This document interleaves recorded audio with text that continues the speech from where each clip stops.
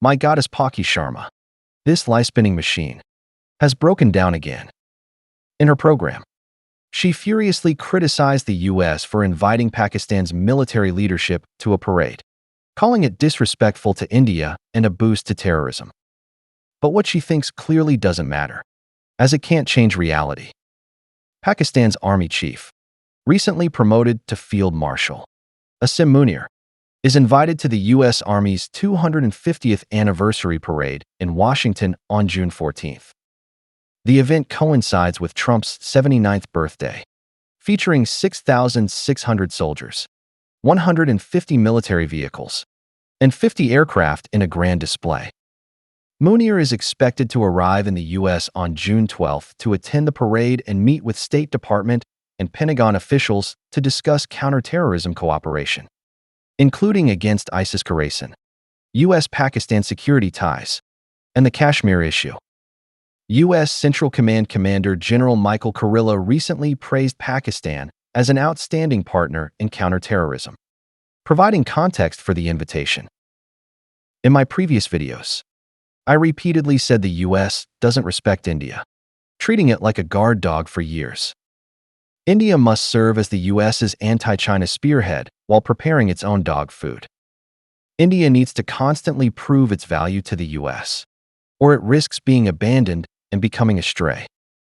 As a nation that switches masters, from Britain to Russia to the U.S., India's lack of loyalty means Americans won't invest emotionally in this guard dog. My claims faced backlash from many Bharat Empire netizens, who sarcastically commented that China is jealous of India's strength, fearing India will become the U.S.'s core ally to counter China. Yet reality keeps slapping India in the face.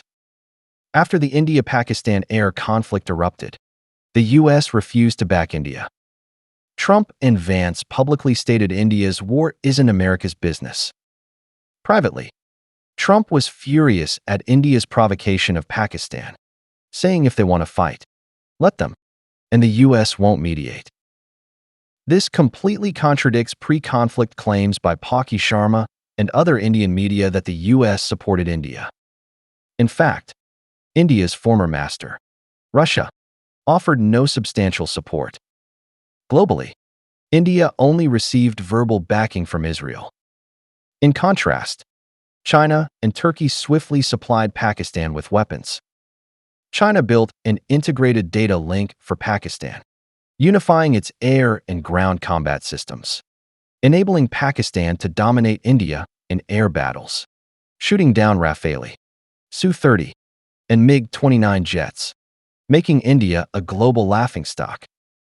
Pakistan later released photos of its transport planes flying to Chengdu to replenish supplies, a clear warning to India.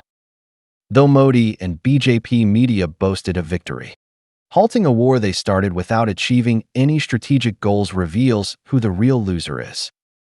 India not only humiliated itself, but also severely damaged France's global reputation, as Dassault's decades-long credibility was ruined by India's hours-long air combat failure. As the G7 summit approached, Canada delayed sending an invitation to Indian Prime Minister Modi until the last moment, when Connie finally called him.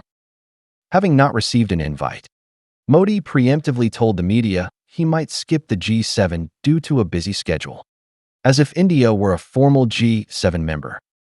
After Connie's call, Modi immediately accepted the invitation, and BJP media began hyping Bharat Empire's global status, acting like complete clowns. Western nations, led by the U.S., are highly pragmatic, respecting only those with strength. China doesn't need to attend the G7 to earn respect from the U.S. government and Trump. China can counter the U.S., and though the U.S. holds superior overall power, China often compromises. Yet China is the only nation capable of comprehensively competing with and countering the U.S. That's why Trump repeatedly calls Xi Jinping his good friend, making multiple attempts to arrange calls with Xi. Even Trump's self-proclaimed honor of inviting Xi to his inauguration was politely declined. Meanwhile, Modi actively lobbied to visit Trump in Washington, only to be publicly humiliated. Trump accused India of having the world's highest tariffs, announcing new taxes on India on the spot.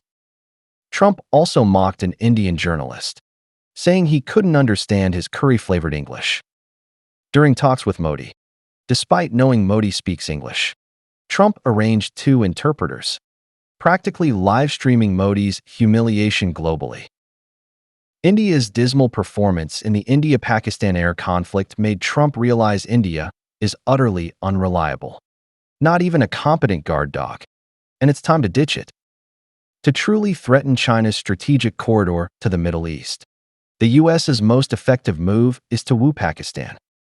After all, Pakistan made significant sacrifices for the U.S.'s war on terror, earning status as a partial ally and one of the few nations equipped with F-16 jets. To Americans, what India or Modi thinks doesn't matter. Trump, a businessman, shows no kindness to those with no cards to play or worthless guard dogs. Even Musk, his benefactor, briefly fell out with him. So what chance does Modi have? Palki Sharma's accusations that Pakistan supports terrorism and the U.S. disrespects India are nonsense. Doesn't she know that without U.S. mediation, India would be in a far worse state now? Weak nations have no diplomacy, a brutal diplomatic truth since ancient times. A defeated nation, unable to uphold national honor on the battlefield, has even less chance at the negotiating table or in front of media cameras. The New York Times and CNN are already criticizing India. Don't they get it? Keep offending the U.S., and America will pick up a stick to discipline its guard dog. As for the U.S. wooing Pakistan, Chinese people aren't worried at all. China and Pakistan's friendship, forged over generations through various historical periods, harsh conditions, and great temptations, is mutually strengthened. If Pakistan can maintain good diplomatic ties with the U.S., gaining more resources to grow stronger, Chinese people will be happy for Pakistan. But China is confident that, in any situation, Pakistanis know who their truly reliable friend is and won't make the wrong choice.